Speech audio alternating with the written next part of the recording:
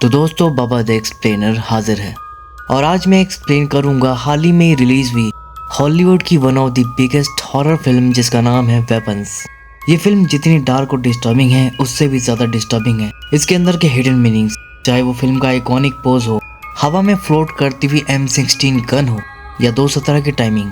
एक एक करके सभी परतें खुलेंगी इस वीडियो में, लेकिन उससे पहले फिल्म की कहानी को डिटेल में समझते हैं। तो चलिए बिना किसी देरी के जल्दी से वीडियो स्टार्ट करते हैं।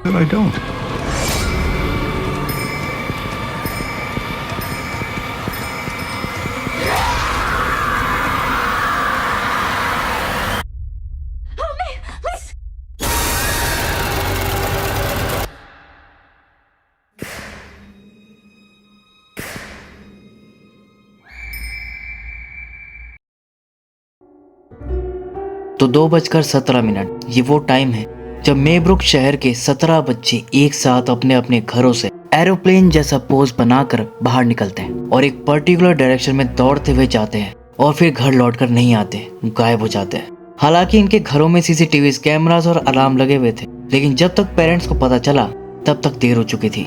CCTV कैमरास और अलार्म से ही पता चल पाया कि बच्चे सेम पोज बना के भागे थे और टाइमिंग थी 2:17। गौर करने वाली बात यह है कि सभी बच्चे एक ही स्कूल के थे और एक ही क्लास के थे।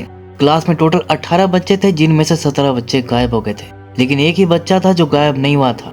अब इन सब बच्चों को जस्टिन नाम की टीचर पढ़ाती थी, तो सबसे पहले शक के घेर में वही आई और दूसरा वो बच्चा जो गायब नहीं हुआ था, जिसका नाम था एलेक्स। पुलिस दोनों से ही पूछताछ कर रही थी, जस्टिन से भी और एलेक्स और उसके मॉम डैड से भी, लेकिन किसी तरह का कोई भी नतीजा नहीं निकलता। इन्वेस्टिगेशन को 1 महीने बीत जाते हैं, लेकिन बच्चों का कुछ भी अता पता नहीं चलता। अब इसके आगे की कहानी हर कैरेक्टर के पर्सपेक्टिव से दिखाई जाएगी। सबसे पहले स्कूल टीचर जस्टिन। तो जस्टिन जब रोज की तरह स्कूल जाती है तो ये देखकर हैरान रह जाती है कि क्लास में सिर्फ एक ही बच्चा एलेक्स प्रेजेंट था, बाकी 17 बच्चे एब्सेंट थे। जिसका रीजन उसे बाद में पता चला कि वो सब बच्चे गायब हो गए हैं। अब क्योंकि बच्चों की टीचर वही थी तो सबसे पहले शक उसी पर जाता है, जिस कारण उसे पेरेंट्स का गुस्सा और इन्वेस्टिगेशन का सामना करना पड़ता है। अब पुलिस इन्वेस्टिगेशन में तो जस्टिन इनोसेंट पाई जाती है, लेकिन सब पेरेंट्स लोग उसी को कल्प्रिट मान रहे थे। उनका कहना था कि जस्टिन एक विच है जो हमारे बच्चों पर काला जादू करके उन्हें गायब करती है। अब इन सब आरोपों से जस्टिन बहुत डिस्टर्ब रहने लगी थी और उसने ड्रिंक करना शुरू कर दिया था। अब जब तक इन्वेस्टिगेशन चल रही थी स्कूल को बंद कर दिया गया था, लेकिन फिर 1 महीने बाद स्कूल को रीओपन कर दिया गया नए बच्चों के लिए। लेकिन इससे पहले एक बड़ी पेरेंट्स मीटिंग बुलाई जाती है, जिसमें सभी विक्टिम्स पेरेंट्स भी आए हुए थे और इन सब के लिए वो जस्टिन पर ही इल्जाम लगा रहे थे। जिस पर जस्टिन अपनी सफाई में कहती है कि मैं निर्दोष हूँ, मैंने बच्चों को कुछ नहीं किया, बल्कि मैं तो बच्चों से प्यार करती हूँ। लेकिन सब पेरेंट्स स्टिल उसी को दोषी ठहरा रहे थे। तब स्कूल का प्रिंसिपल मार्कस जस्टिन का साइड लेता है, कहता है कि ये सच कह रही है, ये बेकसूर है, उल्टा ये तो खुद ही विक्टिम है। लेकिन तभी पेरेंट्स में आर्चर नाम का बंदा बढ़ चढ़कर जस्टिन पर ही इल्जाम लगाने लगता है। इनफैक्ट उसे विच तक बुलाता है। देखते ही देखते सब लोग बेकाबू होने लगते हैं। तो हालात को देखते हुए मार्कस सिक्योरिटी के साथ जस्टिन को वहां से निकालकर वहां से ले जाने लगता है। पेरेंट्स तो जस्टिन को मारने के लिए आ रहे थे, लेकिन मार्कस जस्टिन का बचाव करता है और जस्टिन को बोला जाता है कि वो तुरंत यहाँ से अपने घर जाए और घर से बाहर ना निकले। जिसके बाद जस्टिन अपनी कार में बैठकर वहां से निकल जाती है। लेकिन इन सबसे वो काफी डिस्टर्ब हो गई थी। यहाँ से सीधा घर ना जाकर वो दारू की दुकान पर जाती है, वहां से ढेर सारी बोतलें खरीद कर फिर घर आती है और फिर ड्रिंक बनाने लगती है कि तभी डोरबेल बजती है। सोचती है कि इस टाइम कौन आ गया। पहले वो आवाज लगाती है कि कौन है, लेकिन कोई रिप्लाई नहीं आता। तो जाकर पीक हो से झांकती है, लेकिन बाहर कोई भी दिखाई नहीं देता। उसे ये बहुत अजीब लगता है। फिर वो खिड़की से झांकती है और हर तरफ देखती है, लेकिन अभी भी कोई दिखाई नहीं दे रहा था। तो फिर वो रिलैक्स होकर जाने लगती है, लेकिन तभी अचानक अब कोई डोर को जोर से नॉक करने लगता है, जिससे जस्टिन एकदम से डर जाती है। कहती है कि कौन है, चले जाओ यहाँ से। और फिर अगले ही पल हिम्मत करके कोई टूल लेकर बाहर निकलती है, तो क्या देखती है कि कोई उसकी कार पर बड़ा बड़ा विच लिखकर भाग गया था। अब अगले दिन जस्टिन पुलिस में इसकी रिपोर्ट करने जाती है। इसी दौरान उसे ऑफिसर पॉल दिखाई देता है, जो कि जस्टिन का लव इंटरेस्ट था। वो उसे दूर से ही हाई करता है। फिर जस्टिन जब स्कूल जाती है तो प्रिंसिपल उसे मना कर देता है कि अभी आप स्कूल ना आए तो ही अच्छा है, कल के हालात तो आपने देखे ही हैं। जस्टिन कहती तो क्या मैं एलेक्स से बात कर सकती हूँ? यहाँ मैं फिर बता दूं कि एलेक्स वही बच्चा है जो गायब नहीं हुआ था। प्रिंसिपल उसे फिर समझाता है कि पेरेंट्स बहुत गुस्से में हैं, कल आपने देखा ही था, इसलिए जब तक मामला ठंडा नहीं हो जाता आप स्कूल से और खासकर बच्चों से तो दूरी रहे। फिर निराश होकर जस्टिन वहां से चली जाती है। फिर शाम को बार में जाकर ड्रिंक करती है और कॉल करके पॉल को भी बुला लेती है। उसके हाथ पर बैंडेज लगा हुआ था। जस्टिन के पूछने पर बताता है कि बस एक स्टूपिड केस के दौरान चोट लग गई थी। अब यहाँ जस्टिन उसे बताती है कि सब उसे विच समझ रहे हैं। पॉल कहता है कि तुम कुछ ज्यादा नहीं सोच रही, जस्टिन कहती कि अच्छा, तो बाहर मेरी कार खड़ी है, जाकर उस पर विच लिखा हुआ देख लो। तब पॉल किसी तरह बात करके उसका मुंह ठीक करता है। फिर जस्टिन के साथ उसके घर जाता है, जहाँ पर दोनों की फ्रेंडशिप चलती है। और फिर अगले दिनों पॉल को उसके घर तक छोड़ने जाती है। रास्ते में वो बताती है कि मुझे लगता है कि एलेक्स को कुछ तो पता है, हमें उससे बात करके देखना चाहिए। लेकिन पॉल उसे मना करता है कि ऑलरेडी इन्वेस्टिगेशन चल रही है, उन्हें अपना काम करने दो और तुम इन सब में मत पड़ो। ये कहकर वो चला जाता है। लेकिन जस्टिन नहीं मानती और स्कूल से घर जा रहे एलेक्स का पीछा करती है। उसके घर तक पहुंच जाती है और उसे घर के अंदर जाते हुए देखती है। इसके बाद जाकर वो डोर बेल बजा देती है, लेकिन डोर खोलने कोई नहीं आता। वो नॉक करके भी पूछती है कि अंदर कोई है, लेकिन स्टिल कोई रिप्लाई नहीं आता। इनफैक्ट अंदर से कोई आवाज भी नहीं सुनाई दे रही थी, जैसे अंदर कोई हो ही ना। जबकि थोड़ी देर पहले ही एलेक्स अंदर गया था और किसी ने उसके लिए डोर भी खोला था। जस्टिन को तो यहाँ भारी गड़बड़ लग रही थी। उसे जानना था कि आखिर यहाँ चल क्या रहा है। लेकिन घर की सब विंडोज को पेपर से कवर किया हुआ था। फिर वो दूसरे गेट से घर की बैक साइड की तरफ जाती है, जहाँ पर किस्मत से एक विंडो से थोड़ा पेपर हटा हुआ था। जस्टिन अब उसी में से झांक कर देखती है तो घर के अंदर बिल्कुल अंधेरा दिख रहा था और अंधेरे में 2 लोग बैठे हुए थे। जस्टिन तो उन्हें देखकर डर जाती है और हड़बड़ाहट के चलते उससे वहां एक फावड़ा गिर जाता है। फिर वो और घबरा जाती है कि मैं पकड़ी गई। लेकिन फिर फावड़े गिरने की आवाज से भी अंदर से कोई हलचल नहीं आती। फिर वो दोबारा झांक कर देखती है तो वो दोनों वैसे ही बुद्ध बनकर बैठे हुए थे, किसी स्टैचू की तरह। उसे ये सब बहुत अजीब लगता है और वो इस बारे में मार्कस से बात करती कि एलेक्स के पेरेंट के साथ कुछ तो गड़बड़ है, एलेक्स किसी प्रॉब्लम में है और आपको अपनी तरफ से वहां लीगली चेक करना चाहिए। मार्कस कहता है कि वो सब तो मैं देख लूंगा, लेकिन तुम इन सब से दूर रहो प्लीज। इसके बाद जस्टिन वहां से स्टोर जाती है अपनी ड्रिंक्स वगैरह लेने, लेकिन उस बात से बिल्कुल अनजान थी कि कोई लेडी उसे फॉलो कर रही थी। अचानक पीछे से आकर उसके बाल पकड़कर नीचे पटक देती है और बोतल दिखाकर उसे धमकाने लगती है कि तुम घर आई थी ना। जस्टिन कहती रही कि मैंने कुछ नहीं किया, मुझे जाने दो। लेकिन वो लेडी बहुत गुस्से में थी और जस्टिन के फेस पर ड्रिंक गिराने लगती है। इतने में स्टोर में काम करने वाला उस लेडी को पकड़कर बाहर ले जाता है। फिर रात में जस्टिन घर आकर ड्रिंक वगैरह करके सो जाती है और तभी उसे सपना आता है जिसमें वो खुद को अकेले स्कूल जाते हुए देखती है। फिर क्लास में एंटर करते ही वो क्या देखती है कि सब बच्चे मुंडी नीचे करके बैठे हुए थे। घड़ी में 2:17 हो रखे थे और तभी एलेक्स मुंडी ऊपर करके देखता है और क्रीपी से स्माइल देता है। वो किसी जोकर की तरह दिख रहा था, जिससे डरकर जस्टिन की नींद टूट जाती है, वो उठकर बैठ जाती है। फिर वो दोबारा सोने की कोशिश करती है, लेकिन लेटते ही अब ऊपर छत पर उसे कोई अनजान औरत दिखाई देती है, जिससे डरकर वो चीख पड़ती है और अब एक्चुअल में वो जगती है और उसे रियलाइज होता है कि वो सपने के अंदर सपना देख रही थी। खैर अगले दिन जस्टिन फिर से एलेक्स के घर की तरफ जाती है। जैसे ही एलेक्स स्कूल से आता है वो उससे बात करने की कोशिश करती है, लेकिन एलेक्स उसे बात नहीं करता। कहता कि मेरा पीछा मत करिए और अपने घर चला जाता है। लेकिन जस्टिन नहीं मानती। वो फिर जाकर डोर नॉक करती है और कहती है कि मैं स्कूल की टीचर जस्टिन, मैं जानती हूँ आप अंदर हैं, बाहर आइए, मुझे आपसे बात करनी है। लेकिन स्टिल डोर नहीं खुलता। तो जस्टिन क्या करती है कि घर के सामने ही डेरा डाल देती है कि कभी तो घर से बाहर निकलेंगे। लेकिन दोपहर से रात हो जाती है और कोई घर से बाहर नहीं आता। इस दौरान जस्टिन को गंदी वाली नींद आ गई थी और वो गहरी नींद में सोई पड़ी थी। तभी अचानक घर का दरवाजा खुलता है। जस्टिन की माँ हाथ में कैंची लिए बाहर निकलती है और अजीब तरह से दौड़ती हुई उसकी तरफ आती है। लेकिन जस्टिन को सोता हुआ देखकर वो उसे कुछ नहीं कहती और फिर दूसरी तरफ से जाकर कैंची से उसके बाल काट लेती है। सब जस्टिन को विच समझ रहे थे, लेकिन विच वाली हरकत तो एलेक्स की माँ कर रही थी। खैर यहीं पर पहला सेगमेंट खत्म हो जाता है। अगले सेगमेंट में हमें आर्चर के नजरिए से कहानी दिखाई जाएगी। वही सिंगल पेरेंट जो जस्टिन पर विच होने का इल्जाम लगा रहा था, क्योंकि आर्चर का बेटा मैथ्यू भी मिसिंग था, जिससे वो काफी डिस्टर्ब चल रहा था। ज्यादातर टाइम बस वो उसकी वही रिकॉर्डिंग देखता रहता था, कोई क्लू ढूंढने की कोशिश करता रहता था, पुलिस स्टेशन के चक्कर काटता रहता था पता करने के लिए कि उसके बेटे की कोई खबर मिली कि नहीं। लेकिन हर बार उसे यही सुनने को मिलता कि अभी इन्वेस्टिगेशन चल रही, कुछ पता चलते ही आपको बताएंगे। इस बार भी पुलिस उसे यही कहती, जिस पर आर्चर गुस्सा करने लगता है और जस्टिन को सस्पेक्ट मानकर उसे पकड़ने के लिए कहता है। लेकिन पुलिस के पास जस्टिन के खिलाफ कोई ठोस सबूत नहीं थे, वो उसे निर्दोष बता रहे थे, जिस पर आर्चर फ्रस्ट्रेट होकर चला जाता है। फिर शाम को पेरेंट टीचर मीट में जाता है, वहाँ भी वो जस्टिन पर इल्जाम लगाता है और मीटिंग के बाद भी वो जस्टिन का पीछा नहीं छोड़ता। जस्टिन जब दारू लेने स्टोर पर गई थी, वहाँ से वो उसका पीछा करते करते उसके घर तक आ गया था। वही घंटी बजाकर तो कभी नॉक करके जस्टिन को डरा रहा था और उसकी कार पर विच भी वही लिखा था। फिर रात में सोने से पहले वही रिकॉर्डिंग देखता है और फिर जाकर सो जाता है। फिर रात में अचानक उसकी आँख खुलती है और इस टाइम 2:17 ही हो रहे थे। तभी उसे कुछ आवाज आती है। आर्चर को लगता है कि उसका बेटा मैथ्यू है। वो घर में हर तरफ देखने लगता है, लेकिन कोई दिखाई नहीं देता। तभी अचानक मेन डोर ओपन होता है। आर्चर भागकर तुरंत बाहर देखने जाता है तो दूर उसे मैथ्यू जाता हुआ दिखता है, सेम एरोप्लेन वाले पोज में। आर्चर भी उसका पीछा करता है, जिसके बाद वो मैथ्यू को किसी घर में जाता हुआ देखता है और तभी उस घर के ऊपर एक गन देखता है जिस पर 2:17 की टाइमिंग शो हो रही थी। इसके बारे में मैं वीडियो के एंड में बताऊंगा। खैर फिर अगले ही पल वो गन गायब हो जाती है। आर्चर अब भागकर उस घर के अंदर जाता है और सब जगह मैथ्यू को ढूंढने लगता है। इसी दौरान वो ऊपर के एक रूम में देखने जाता है तो सामने बेड पर कोई चद्दर ताने सो रहा था। आर्चर जाकर देखता है तो मैथ्यू ही था। आर्चर उससे पूछता है कि बेटा तुम कहाँ हो, तुम कहाँ चले गए, बताओ बेटा।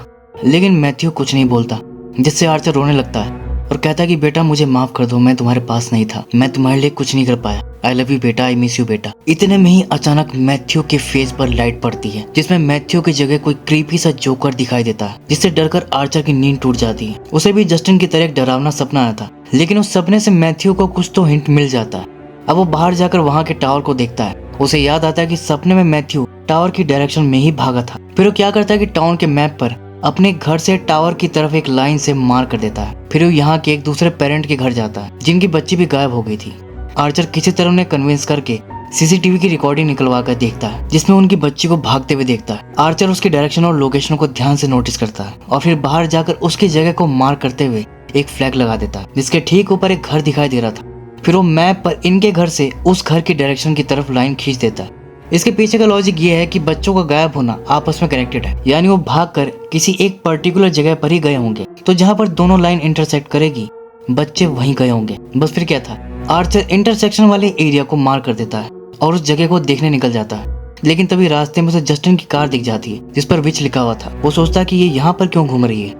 उसे तो जस्टिन पर पहले से ही शक था। अब वो पहले उसी से बात करने जाता है। जस्टिन इस वक्त गैस स्टेशन पर फ्यूल डाल रही थी। आर्चर उससे बात करने जाता है लेकिन जस्टिन उसे देखते ही चिढ़ जाती है कि फिर आ गया मुझे परेशान करने। वो कहती है कि देखो तुम मेरा पीछा छोड़ दो, मैं कोई विच नहीं हूँ, मैंने बच्चे गायब नहीं किए, मैं तो खुद जानने की कोशिश कर रही हूँ कि इसके पीछे कौन है। तभी इतने में वो देखती है कि प्रिंसिपल मार्कस, जिसका चेहरा खून से लथपथ था, वैसे ही पोज में भागता हुआ उसकी तरफ ही आ रहा था और देखते ही देखते वो उस पर अटैक कर देता है और उसका गला दबाने लगता है।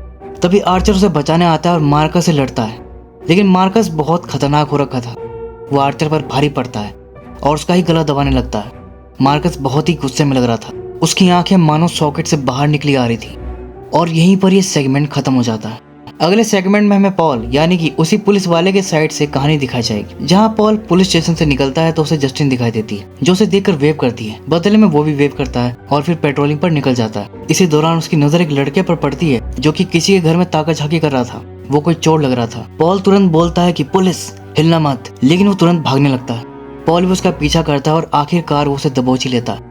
इस लड़के का नाम जेम्स था। पॉल से पूछता है कि तुम्हारे पास कोई हथियार या ड्रग्स वगैरह तो नहीं है। जेम्स कहता है कि नहीं सर। फिर जब पॉल उसकी तलाशी लेने लगता है तभी उसकी उंगली में इंजेक्शन की नीडल घुस जाती है। मतलब जेम्स साफ झूठ बोल रहा था कि वो ड्रग्स नहीं लेता और जेब में इंजेक्शन भर के घूम रहा था। पॉल को उस पर बहुत गुस्सा आता है और उसे जोर का घूंसा मार कर वहीं सुला देता है। फिर तुरंत जाकर अपनी उंगली पर दवाई लगाता है, लेकिन तभी उसकी नजर सरकारी कैमरे पर पड़ती है। वो देखता है कि ये सब कैमरे में रिकॉर्ड हो रहा था। अब लॉ के हिसाब से वो ऐसे ही किसी पर हाथ नहीं उठा सकता था, उस पर असॉल्ट का चार्ज लग सकता था और उसकी जॉब भी जा सकती थी। तो क्या करता है कि तुरंत कैमरे का वायर निकाल देता है और जेम्स को उठाकर कहता है कि देखो मैं तुम्हें जाने दे रहा हूँ, लेकिन ये बात किसी को मत बताना और अब ये शहर छोड़कर यहाँ से भाग जाओ। आज के बाद यहाँ दिखाई भी मत देना और अगर मुझे तुम दोबारा दिख गए तो फिर तुम्हारी खैर नहीं। ये समझाकर वो जेम्स को छोड़ देता है और यहाँ पर हमें पता चलता है कि उसकी उंगली पर वो बैंडेज इसलिए लगा था, यानी वो स्टूपिड केस यही था। अब इसके बाद उसे जस्टिन का मैसेज आता है। फिर यहाँ से उससे मिलने बाहर जाता है। वहीं पर जस्टिन उंगली पर लगी चोट के बारे में पूछती है, जिस पर वो यही बोलता है कि एक स्टूपिड केस के दौरान चोट लग गई। फिर जस्टिन के साथ रात बिताने के बाद अगले दिन वो अपने घर पर वापस आ जाता है। लेकिन अब हमें बहुत ही शॉकिंग बात पता चलती है कि पॉल शादीशुदा है और उसकी पत्नी वही लेडी है जिसने स्टोर में जस्टिन पर अटैक किया था। पत्नी को इन पर शक हो गया था, इसलिए उसने ऐसा किया था। खैर अब पॉल पुलिस स्टेशन चला जाता है। वो बाहर ही घूम रहा था, तभी सामने उसे जेम्स भी टहलता हुआ दिख जाता है। उसे देखते ही पॉल बहुत गुस्से में आ जाता है और दूर से चिल्लाता है कि ओए मैंने तुझसे क्या कहा था। उसे देखते ही जेम्स तुरंत भाग खड़ा होता है। फिर पॉल भी कार लेकर उसके पीछे निकल जाता है और अपने कैमरे वगैरह से सबसे वायर निकाल देता है, यानी इस बार वो जेम्स की बैंड बजाने वाला था। इसी के साथ ये सेगमेंट भी खत्म हो जाता है। अगले सेगमेंट में हम जेम्स की साइड से कहानी को समझेंगे। तो जेम्स एक होमलेस और नशेड़ी टाइप का बंदा है जिसका काम था चोरी करना और पैसे से नशे करना। उसका कोई परमानेंट ठिकाना नहीं था। फिलहाल वो जंगल में टेंट लगाकर रह रहा था। वो चोरी करने के इरादे से बाहर निकला था, लेकिन तभी पॉल ने उसे देख लिया था और उसे पकड़ लिया, लेकिन फिर बाद में उसे छोड़ दिया था। और ये हमें पता है कि क्यों छोड़ा था। पॉल ने उसे टाउन छोड़कर बाहर जाने को बोला था, लेकिन वो नहीं गया था और ना ही अपनी हरकतों से बाज आया। इसी बीच वो भटकता भटकता एलिस के घर की तरफ जा पहुंचा। और चोरी करने के इरादे से ऊपर चढ़कर किसी तरह खिड़की से घर के अंदर घुस गया। घर में बिल्कुल अंधेरा था। उसे लगता है कि घर खाली है और अपने काम का सामान देखने लगता है। तभी इसी दौरान वो टीवी के रिफ्लेक्शन में एलेक्स के मॉम डैड को देखकर डर जाता। वो कहता है कि सॉरी, मैंने कुछ नहीं किया।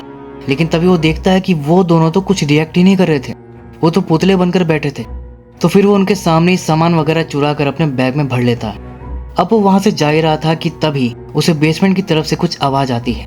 तो बेसमेंट में चेक करने जाता है और दोस्तों शॉकिंगली वो सभी 17 गायब बच्चे इसी बेसमेंट में मौजूद थे।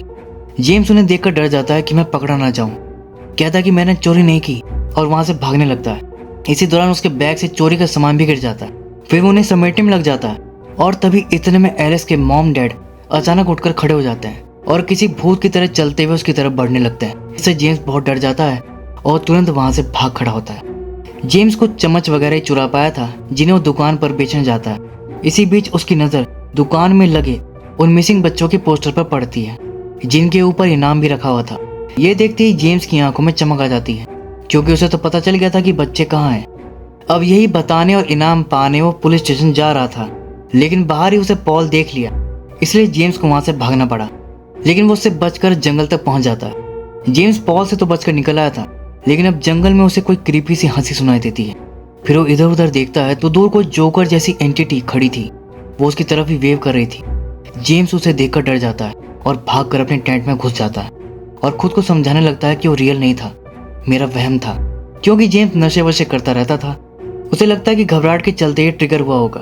लेकिन तभी वो टेंट के बाहर उसकी परछाई को देखता है, यानी वो कोई वहम नहीं था, वो यहीं आ गया था और उसका टेंट खोलने लगता है। तो अपने बचाव में जेम्स हाथ में सब इंजेक्शन उठा लेता है और जिप खुलते ही तुरंत उसके फेस पर दे मारता है। लेकिन वो असल में पॉल था। पॉल को तो अब उस पर बहुत गुस्सा आता, वो तो उसका एनकाउंटर करने वाला था। लेकिन तभी जेम्स कहता है कि मुझे पता है कि वो बच्चे कहाँ हैं, उस घर के बेसमेंट में हैं। तब पॉल रुक जाता है और कहता है कि ठीक है, मुझे दिखाओ। फिर पॉल उसे हथकड़ी लगाकर कार में डाल देता है और जेम्स गाइड करके उसे उस घर तक लेकर जाता है। जेम्स कार में रहता है और पॉल जाकर बेल बजाता है। स्ट्रेंजली कोई आकर उसके लिए गेट भी खोल देता है और उसे अंदर ले लेता है। दूर से जेम्स ये सब देखकर हैरान हो रहा था। फिर वो घंटों उसका वेट करता है, लेकिन पॉल वापस नहीं आता। रात भी हो जाती है और अब जेम्स फ्रस्ट्रेट हो जा रहा था कि तभी अचानक दरवाजा खुलता है। पॉल बाहर निकलता है, लेकिन अब वो पहले वाले पॉल की तरह नहीं लग रहा था, किसी साइको की तरह लग रहा था। वो सीधा कार की तरफ बढ़ता है और जेम्स को कार से निकालकर उसे घसीटता हुआ घर की तरफ लेकर जाता है। और यहीं पर ये सेगमेंट खत्म हो जाता है। अगले सेगमेंट में हम मार्कस की कहानी को देखेंगे और जानेंगे कि मार्कस अचानक वैसा कैसे बन गया था। तो असल में जस्टिन ने जब बताया था कि एलिस के मॉम डैड के साथ कुछ गड़बड़ है, तो मार्कस एलिस को बोलकर उसके मॉम डैड को बुलाने के लिए कहा था। लेकिन उनकी बजाय एक लेडी वहां पर आती है। ये लेडी अपना नाम ग्लेडिस बताती है और उसका कहना था कि ये एलेक्स की आंट है। वैसे इस औरत की शक्ल कुछ देखे देखे नहीं लग रही। ये वही चेहरा है जो जस्टिन को और मार्कस को उनके सपने में हॉन्ट किया था। यहाँ तक कि जंगल में जेम्स तक को इसी चेहरे ने हॉन्ट किया था। जिससे हम व्यूवर्स को इतना तो समझ आ जाता है कि ये सब गड़बड़ ये औरत ही कर रही है। खैर वो बताती है कि एलिस के मॉम डैड की तबीयत अभी ठीक नहीं है, इसलिए वो लोग अभी मिलने नहीं आ सकते। इसलिए एलिस की गार्जियन होने के नाते मैं आई हूँ। लेकिन मार्कस कहता है कि मुझे तो एलिस के पेरेंट्स से ही पर्सनली बात करनी है, गार्जियन वार्जियन नहीं चलेगी। फिर ग्लेडिस वहां से चली जाती है। इसके बाद हम देखते हैं कि मार्कस अपने घर पर क्लेटन के साथ बैठकर टीवी देख रहा था, जिसमें एक चींटी के अंदर से कोई पैरासाइट निकल रहा था। इस सीन का भी इस कहानी से कनेक्शन है, जिसके बारे में मैं एंड में बताऊंगा। खैर ये दोनों टीवी देख ही रहे थे कि तभी डोर बेल बजती है। वो लोग जाकर दरवाजा खोलते हैं तो एक ग्लेडिस ही थी। पानी मांगने के बहाने से वो घर में घुस जाती है और यहाँ पर रिवील होता है कि औरत असल में एक विच है। उन्हें बातों में उलझाकर वो अपने बैग से कोई अजीब सी कांटेदार टहनी निकालती है और उसे खुद का ही हाथ काट कर उस पर खून लगाने लगती है। इससे पहले कि ये लोग कुछ समझ पाते, वो कैंची निकालकर क्लेटन के बाल काट लेती है। फिर एक घंटी निकालकर बजाती है, जिसे सुनकर मार्कस उसके कंट्रोल में आ जाता है और फिर वो क्लेटन के बाल उस टहनी पर लपेट कर तोड़ देती है। उसके ऐसा करते ही मार्कस एकदम से अपने दोस्त क्लेटन पर अटैक कर देता है, उसे पकड़कर नीचे गिरा देता है। फिर उसके ऊपर ब्लैक कलर की वॉमिट कर देता है और फिर अपने सर से उसके फेस पर लगातार हिट करता है और उसका चेहरा बिल्कुल फोड़ फाड़ देता है। क्लेटन की वहीं मौत हो जाती है। इसके बाद ग्लेडिस बैग से जस्टिन का बाल निकालती है, जिसे वो एलिस की मॉम के द्वारा ही कटवाई थी। खैर अब जस्टिन के बाल के साथ भी वो यही रिचुअल करती है। बाल को लपेट कर उसे तोड़ देती है जिसके बाद मार्कस अब भागकर जस्टिन को मारने जाता है, जो गैस स्टेशन पर खड़ी आर्चर से बात कर रही थी। मार्कस उस पर सीधा अटैक कर देता है, लेकिन बीच में आर्चर आकर उसे रोकता है, जिस पर मार्कस उसी का गला दबाने लगता है। जस्टिन उसे छोड़कर भागती हुई स्टोर में चली जाती है। जस्टिन स्टोर के अंदर से ये सब देख रही थी। इतने में मार्कस आर्चर को छोड़कर उसी की तरफ आने लगता है। ये देख जस्टिन दहशत के मारे चिल्लाती हुई इधर उधर भागने लगती है। तभी मार्कस स्टोर में घुस जाता है और जस्टिन के पीछे भागता है। जस्टिन उससे बचते हुए स्टोर में भागती फिर रही थी, लेकिन एक पॉइंट पर उसे भागने के लिए कोई रास्ता नहीं मिल रहा था। वो फंस गई थी और मार्कस खतरनाक तरह से उसकी ओर दौड़ता हुआ चला रहा था। उस पॉइंट पर जस्टिन को तो लगा कि अब मैं गई, लेकिन तभी आर्चर बीच में कूद कर उसे फिर से रोक लेता है और इस दौरान दोनों घायल हो जाते हैं। मौके का फायदा उठाकर जस्टिन सामने से ही भागने लगती है, लेकिन मार्कस पर तो कोई भूत सवार था। वो फिर से उठ खड़ा होता है और जस्टिन का पीछा करता है। जस्टिन स्टोर से निकलकर भागती हुई अपनी कार में बैठ जाती है, लेकिन पीछे पीछे मार्कस भी कार तक पहुंच जाता है और कार की विंडो पीटने लगता है। जस्टिन तुरंत कार स्टार्ट करने लगती है कि इतने में मार्कस घूंसा मारकर विंडो ही तोड़ देता है और जस्टिन को पकड़ने आता है, लेकिन इससे पहले ही जस्टिन कार स्टार्ट करके भाग जाती है। लेकिन मार्कस पर ऐसा काला जादू किया था कि जब तक वो अपने टारगेट को खत्म ना कर दे वो नहीं रुकने वाला था। किसी टारगेटेड मिसाइल की तरह उसके पीछे पड़ा हुआ था, इसीलिए इस फिल्म का नाम वेपन्स है। खैर अब इतने में आर्चर खुद को संभाल कर स्टोर से निकलता है। वो देखता है कि मार्कस अभी भी जस्टिन की कार के पीछे भाग रहा था। फिर वो भी अपनी कार लेकर उसके पीछे जाता है और तभी कोई दूसरी कार से मार्कस का एक्सीडेंट हो जाता है। वो बुरी तरह कुचला जाता है और मौके पर ही उसकी मौत हो जाती है। फिर इन सब के बाद आर्चर जस्टिन से सॉरी बोलता है, क्योंकि वो समझ गया था कि इसमें इसकी कोई गलती नहीं है, बल्कि वो तो खुद विक्टिम है। जस्टिन उसकी अपोलॉजी एक्सेप्ट कर लेती है। इनफैक्ट जान बचाने के लिए उसको थैंक्स भी बोलती है। फिर वो सोच रहे थे कि वो सब आखिर था क्या। जस्टिन कहती कि मैंने अपनी लाइफ में आज तक ऐसा कुछ नहीं देखा। आखिर उसे हुआ क्या था? कुछ दिन पहले मैं उससे मिली थी, तब तो बिल्कुल ठीक लग रहा था। आर्चर कहता कि मैंने भी ऐसा कभी कुछ नहीं देखा, लेकिन जैसे वो भाग रहा था वो मैंने देखा है। वो बच्चे भी मार्कस की ही तरह भाग रहे थे, सेम पोज में। फिर वो मैप खोलकर उसे वही इंटरसेक्शन वाला एरिया दिखाता है।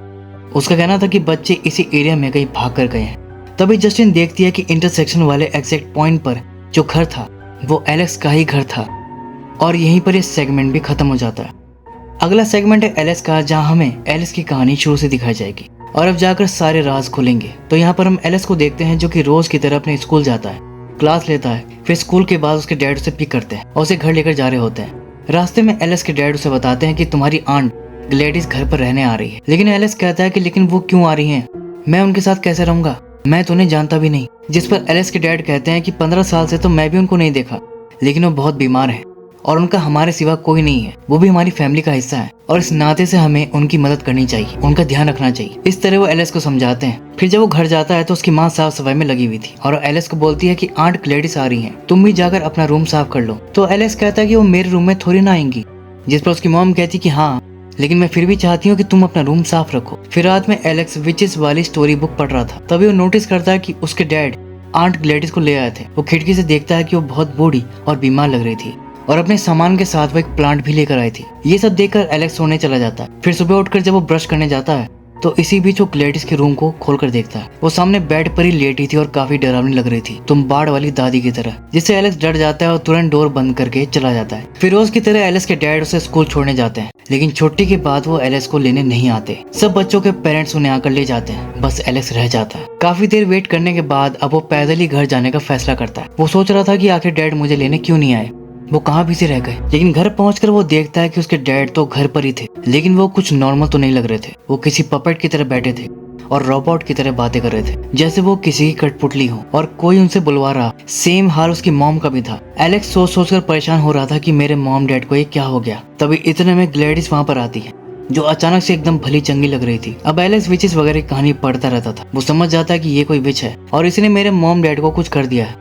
एलेक्स उन्हें होश में लाने के लिए उनके फेस पर पानी मारता है, लेकिन इसका कोई असर नहीं होता। तब ग्लैडिस बताती है कि ये अब तुम्हारी नहीं सुनेंगे, सिर्फ मेरी सुनेंगे। फिर वो उसे एक डेमो भी दिखाती है। वही कांटेदार टहनी लेकर उस पर उन दोनों के बाल लपेट कर तोड़ देती है, जिसके तुरंत बाद वो दोनों टेबल पर रखी फोक उठाकर अपने चेहरे पर घोंपने लगते हैं। ये देखकर एलेक्स घबरा जाता है और उसे रोकने को कहता है। तब ग्लैडिस वो टूटी टहनी सामने रखी पानी के बॉल में डाल देती और तुरंत ही ये सब रुक जाता है। फिर वो एलेक्स से कहती है कि अगर तुम चाहते हो कि तुम्हारे मॉम डैड जिंदा रहें तो बाहर किसी को कुछ मत बताना और जैसा मैं कहती हूँ वैसा ही करना। इस तरह एलेक्स को डराकर वो उसे अपने पपेट की तरह यूज करने लगती। एलेक्स अब उसके कहने पर ही रेगुलर स्कूल जाता था, फिर स्टोर से खाना लेकर आता था और अपने मॉम डैड को खिलाता था और ग्लैडिस को रोज उसी प्लांट के सामने रिचुअल करते हुए देखता था, जिससे वो धीरे धीरे हेल्दी और जवान होती जा रही थी। लेकिन कुछ टाइम के बाद वो फिर से बूढ़ी और कमजोर होने लगती है। तब वो एलेक्स को कहती है कि अगर तुम मेरा एक काम कर दो तो मैं तुम्हारे मॉम डैड को ठीक कर दूंगी और यहाँ से भी चली जाऊंगी। और एक काम था कि एलेक्स को अपने सभी क्लासमेट के कुछ बिलोंगिंग्स लेकर ग्लैडिस को देने थे, जिससे वो उन पर भी अपना वशीकरण कर सके। लेकिन मासूम एलेक्स को इसका कोई आइडिया नहीं था। वो इसके लिए भी तैयार हो जाता है। फिर स्कूल जाकर वो सोचता है कि इनका कौन सा सामान चुराया जाए, पेंसिल, रबड़ या कटर। लेकिन इसमें उसे रिस्क लगता है पकड़े जाने का। तभी उसकी नजर सब बच्चों के नेम स्टिकर्स पर पड़ती है, तो सोचता है कि इन्हें निकाल कर ले जाता हूँ। फिर गेम पीरियड में जब सारे बच्चे बाहर खेल रहे थे तो क्लास में जाकर सब स्टिकर्स उतार कर बैग में डाल देता है। लेकिन तभी जस्टिन वहाँ पर आ जाती है। वो पूछती है कि तुम यहाँ अकेले क्या कर रहे हो, जिस पर एलेक्स बोलता है कि कुछ नहीं। जस्टिन काफी टाइम से नोटिस कर रही थी कि एलेक्स कुछ तो डिस्टर्ब सा है, वो कुछ तो छुपा रहा है। वो उसे कहती भी कि अगर कोई बात है तो तुम मुझे बता सकते हो। लेकिन एलेक्स कुछ नहीं बताता और चला जाता है। फिर छुट्टी के बाद घर जाकर वो सब स्टिकर्स ग्लैडिस को दे देता है, जिसे यूज करके ग्लैडिस 2:17 पर अपना ब्लैक मैजिक करती है और इस तरह सारे बच्चे उसके वश में आकर घर से निकलकर उसी पोज में भागते हुए उसके पास पहुंच जाते हैं। इस तरह वो सब बच्चों को किडनैप करके बेसमेंट में बंद कर देती है। फिर अगले दिन एलेक्स अकेला ही स्कूल जाता है, जहाँ जस्टिन उसे अकेला पाकर चौंक जाती है कि बाकी सब बच्चे कहाँ गए, वो सब एब्सेंट क्यों हैं। फिर धीरे धीरे बात फैल जाती है कि एक ही क्लास के सब बच्चे गायब हो गए, बस एलेक्स को छोड़कर। इसलिए पुलिस एलेक्स और उसके घर वालों से भी पूछताछ करने आती है, जिसे ग्लैडिस अपने हिसाब से संभाल लेती है। पुलिस तो घर में भी तलाशी लेने आती है, लेकिन उससे पहले ही ग्लैडिस सब बच्चों को वश में करके वुड्स में छुपा देती है और फिर बाद में वापस बेसमेंट में ले जाकर बंद कर देती है। फिर जब मामला ठंडा पड़ जाता है तो घर के विंडोज को पेपर से ढक देती है और इस तरह उसने इस घर में 17 बच्चे और एक कपल को अंधेरे में कैद करके रखा हुआ था। सबको खाना खिलाने का काम उसने एलेक्स को ही दे रखा था। एलेक्स सबके साथ अंधेरे में ही रहता था, टाइम पर सबको खाना खिलाता था और फिर स्कूल भी चला जाता था। डर के मारे किसी को भी कुछ नहीं कहता था। बेचारा एक बच्चा इतना भयानक राज अपने सीने में दबाया था, सब कुछ अकेले सह रहा था। तो ये थी एलेक्स की कहानी। और अब चलते हैं फिल्म के लास्ट सेगमेंट में, जहाँ पर यह कहानी कंक्लूड होगी। तो यहाँ प्रेजेंट टाइम में एलेक्स स्कूल से लौटता है तो घर के बाहर वो पुलिस की कार देखता है। फिर घर के अंदर वो पॉल और जेम्स को देखता है, जो कि पुतले बनकर खड़े थे। यानी ग्लैडिस ने इन दोनों को भी वश में कर लिया था। तभी ग्लैडिस आकर एलेक्स से कहती है कि अपना सामान पैक कर लो, कल हम यहाँ से निकल रहे हैं। और उसके बाद वो अपना रिचुअल करने चली जाती है और डोर पर सामने गार्ड के तौर पर एलेक्स के मॉम डैड को खड़ा किया हुआ था। डोर के सामने एक नमक से लाइन बना रखी थी, जिसे ग्लैडिस एलेक्स को क्रॉस करने से मना की थी। इतने में आर्चर और जस्टिन भी घर के बाहर पहुंच जाते हैं, लेकिन पॉल की कार वहां देखकर वो कहते हैं कि लगता है पुलिस यहाँ पहले से पहुंची हुई है, अंदर जाकर देखें या बाद में आए। और तभी इतने में डोर ओपन होता है और सामने पॉल दिखाई देता है, जिसे जस्टिन पहचान लेती है कि ये तो पॉल है, मैं इसे जानती हूँ। फिर वो आर्चर के साथ अंदर चली जाती है और तभी अचानक पॉल और जेम्स उन दोनों पर अटैक कर देते हैं। आर्चर जेम्स से लड़ने लगता है और जस्टिन पॉल से बचकर किचन में भाग जाती है, लेकिन पॉल उसे पकड़ लेता है। जस्टिन उसे कहती भी है कि ये तुम्हें क्या हो गया पॉल, होश में आओ, लेकिन वो उसकी नहीं सुनता। इतने में जस्टिन के हाथ आलू छिलने वाला कटर लग जाता है, जिससे वो पॉल का चेहरा छील देती है ताकि दर्द के मारे उसे छोड़ दे। लेकिन वो ये देखकर हैरान हो जाती है कि पॉल पर इसका कोई असर नहीं होता, जैसे उसे दर्द महसूस ही ना हो रहा हो। वो किसी ज़ॉम्बी की तरह हो गया था। उसके सर पर खून सवार था और उसकी आंखें सॉकेट से बाहर निकली जा रही थी और बहुत जोर से जस्टिन का गला दबा रहा था। तो अपने बचाव में जस्टिन उसकी गर्दन में शूट कर देती है, लेकिन फिर भी वो नहीं मरता। तो उसके सर में गोली मारती है, तब वो मरता है। फिर वो आर्चर को देखने जाती है, जहाँ जेम्स ने उसे भी पकड़ा हुआ था और उसका गला दबा रहा था। जस्टिन तुरंत उसके भी सर में गोली मारकर उसे खत्म कर देती है। दूसरी तरफ एलेक्स वो लाइन क्रॉस कर देता है, जिससे उसके मॉम डैड अचानक एलेक्स पर ही अटैक करने आते हैं। फिर उनसे बचकर एलेक्स खुद को रूम में बंद कर लेता है, लेकिन उसकी माँ दरवाजा तोड़ देती है और अंदर घुस आती है। फिर एलेक्स वहां से भी भागता है। इधर जस्टिन जाकर पॉल को देखती है, उसकी मौत पर अफसोस करती है और आर्चर बेसमेंट में चला जाता है, जहां वो सब बच्चों में से अपने बेटे को ढूंढने लगता है। उसे अपना बच्चा तो नहीं मिलता, लेकिन ग्लैडिस मिल जाती है, जो वही अंधेरे में छुपी बैठी थी। अचानक से आकर वो उसका लॉकेट खींच लेती है, जिसके जरिए वो उसे भी कंट्रोल में कर लेती है। फिर इसके बाद आर्चर आकर जस्टिन को पकड़ लेता है, लेकिन तभी कहानी में ट्विस्ट आता है। एलेक्स भागते भागते ग्लैडिस के रूम तक पहुंच गया था, जहाँ पर उसकी काले जादू वाली टहनी और उसकी विग रखी थी। तो एलेक्स क्या करता है कि उस नुकीली टहनी को अपनी उंगली में घुसाकर उस पर खून लगाता है और फिर उस पर ग्लैडिस के बाल लपेटकर टहनी तोड़ देता है। ये सब वो ग्लैडिस से ही सीखा था। अब इससे होता ये है कि ग्लैडिस का काला जादू उस पर ही चल जाता है। सारे बच्चे अचानक से उसकी जान के दुश्मन बन जाते हैं और उसकी तरफ दौड़ते हैं। ग्लैडिस जान बचाने के लिए इधर उधर भागती है, लेकिन बच्चे उसे पकड़ ही लेते हैं और एक साथ सारे उस पर चिपट जाते हैं और पूरी दरिंदगी दिखाते हुए अंगूठे घुसाकर उसकी आंख फोड़ देते हैं, जैसा मिर्जापुर में गुड्डू भैया ने किया था। वैसे ओरिजिनली ये सीन 28 डेज लेटर का है, लेकिन यहाँ पर तो उससे भी ज्यादा ब्रूटैलिटी देखने को मिलती है। वो बच्चे ग्लैडिस का जबड़ा पकड़कर फाड़ देते हैं और उसकी पूरी बॉडी ही गंदी तरह से चीर फाड़ देते हैं। उसके मरते ही आर्चर ठीक हो जाता है और वो जस्टिन को छोड़ देता है। फिर वो बाहर जाता है जहाँ सब बच्चे ग्लैडिस की लाश को घेरे खड़े थे, जिनमें उनका बेटा मैथ्यू भी खड़ा था। और इस तरह फाइनली उसे अपना बेटा मैथ्यू मिल जाता है। दूसरी तरफ जस्टिन एलिस को देखने जाती तो वो अपने मॉम डैड को गले लगाए हुए था, लेकिन इन सब के बाद भी कोई भी पहले की तरह नॉर्मल नहीं हो पाते, उसी लाइफलेस स्टेट में रहते हैं। वैसे इस घटना के 2 साल बाद कुछ बच्चे रिकवर होने लगते हैं, लेकिन बाकी सब वैसे ही रहते हैं। लेकिन ऐसा हुआ क्यों? क्योंकि जब आर्चर पहले की तरह बिल्कुल ठीक हो गया था तो ये सब क्यों नहीं हुए? तो पूरा सीन ये है कि ग्लैडिस एक विच थी जो किसी बीमार रिलेटिव की जगह लेकर घर में घुसती थी और उन्हें अपने वश में करती थी और उन लोगों की लाइफ फोर्स सक करके अपनी लाइफ को बढ़ाती थी। इसलिए जब वो आई थी तो बीमार और कमजोर थी, लेकिन एलिस के मॉम डैड की लाइफ फोर्स से वो खुद को हील कर ली थी। लेकिन जब उसकी लाइफ फोर्स खत्म हो गई तो फिर से वैसी हो गई। तब उसने और लाइफ फोर्स के लिए बच्चों को किडनैप किया। एलिस के मॉम डैड इसलिए किसी जिंदा लाश की तरह हो गए क्योंकि उनमें अब कोई लाइफ फोर्स बची ही नहीं। कुछ बच्चे इसलिए रिकवर हो रहे हैं क्योंकि तब तक ग्लैडिस उनकी लाइफ सोर्स पूरी तरह सक नहीं कर पाई थी। आर्चर भी इसलिए तुरंत ठीक हो गया था क्योंकि वशीकरण हुए उसको ज्यादा टाइम नहीं हुआ था। ग्लैडिस यहाँ पर ओफियोकॉर्डिसेप्स नाम के एक पैरासिटिक फंगस की तरह थी जो एक चींटी के दिमाग को कंट्रोल करके उसे ज़ॉम्बी एंट में बदल सकता। इसका रेफरेंस फिल्म में दिखाया गया। मार्कस टीवी में इसी फंगस की डॉक्यूमेंट्री देख रहा था। अगर आपको ध्यान हो तो लास्ट ऑफ अस वाले ज़ॉम्बी इसी फंगस वाले कॉन्सेप्ट से इंस्पायर्ड है। और अब बात करते हैं फिल्म के कुछ इंटरेस्टिंग फैक्ट्स और हिडन मीनिंग्स के बारे में। लाइक 2:17 के टाइमिंग, पोज और M16 असॉल्ट राइफल, इन सब का क्या मतलब है? सबसे पहले बात करते हैं 217 के बारे में।